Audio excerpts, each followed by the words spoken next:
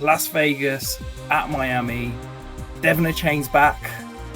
We talked about the PFF fantasy model in terms of expected points. So far this season, he has produced 14.3 points per game, more than expected based on his usage. Is he just an absolute cheat code, or is he due for huge amounts of regression? Well, I think both things can probably be true. Despite not playing since week 5, and he only had 2 touches in the opening 2 games, Achane's still the RB27 in total points. He's got more fantasy points than Najee Harris, Antonio Gibson. His 7 total touchdowns is still the 6th most among running backs. And now he's playing a Raiders defense that's poor against the run. Vegas allows the 8th most fantasy points to running backs, the 3rd most rushing yards. They rank 26th versus running backs in the passing game in DVOA metrics. And I think this is coming at the right time because you can see on screen there at the bottom left, Raheem Mostert, between weeks 1 to 6, he averaged 71.5 rushing yards, but over the last 3, it's dipped to 58.6. We know Mostert is, 31 years old, so it shouldn't be surprising that, we're seeing a little bit of a dip off in production from him. But this game is absolutely perfect for Achane because the Raiders have been sneaky good as a defense this year. They ranked 18th in DVOA, which I think if you surveyed people blindly, they'd probably put them around 25th or so. They've been good against they ranked 17th versus wide receiver 1s, 7th against wide receiver 2s, 27th against tight ends, where they're quite susceptible, and then 26th against running backs, as I mentioned already. So where they really give up points is to the running backs and on the ground. So I feel like I can't get away from Achane this week. He's only 6,600. I feel like for me, he'll be one of those kind of players that I'm fine playing in cash games, even though I know that regression is coming. On the other side of things, on the Raiders, I think you can play Josh Jacobs.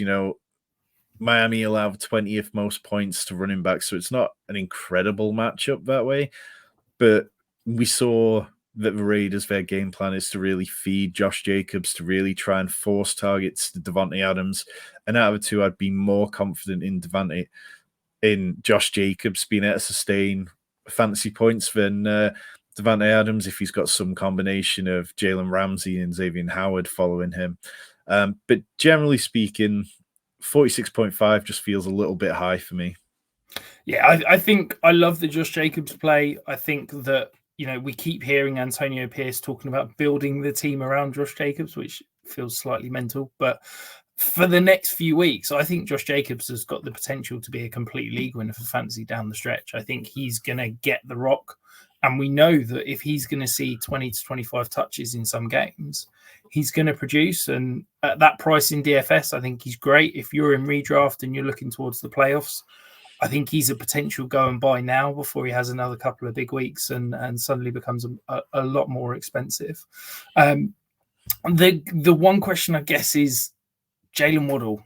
Now we see Achane back. It feels like it's either Tyreek and the running game or Tyreek and Waddle. It's never all three. Do you think that with the running game potentially now back to being multiple heads, do you think Waddle is someone that we should be nervous about starting on a weekly basis?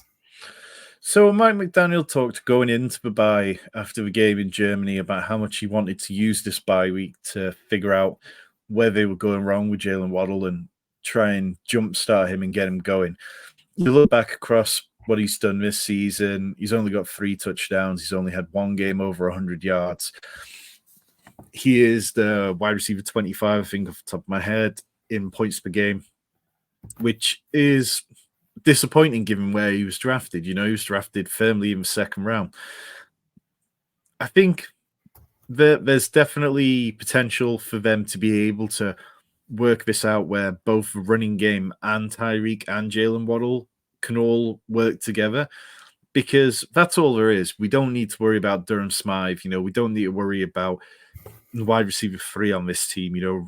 Robbie Anderson got cut earlier today. Chase Claypool is, he's not fantasy relevant and hasn't been for a long time. So, yeah, I think there are going to be frustrating weeks, but players like Jalen Waddle, we roster them because of their ceiling outcomes, and if you're looking for a safe play at this point, and if you've got somebody more reliable on your roster that you feel more comfortable and you need safety, then absolutely fine. But I know that most of the time when I put Jalen Waddle into my lineup, all I'm thinking about is his ceiling outcome and the fact that he could go for 25, 30 PPR points without batting an eyelid. Yeah, I think for DFS as a dart throw, fine. I think in redraft in Dynasty, he's that sort of wide receiver 2 territory. I think basically if you've got him, you kind of almost have to start him because the price you probably paid to acquire him warrants that you have to. But if you are here, if you enjoy winning fantasy titles, hit that subscribe button. We guarantee we will help you win more and, help us spread the word. Let's get more people into the sanctuary and help them win fantasy titles too.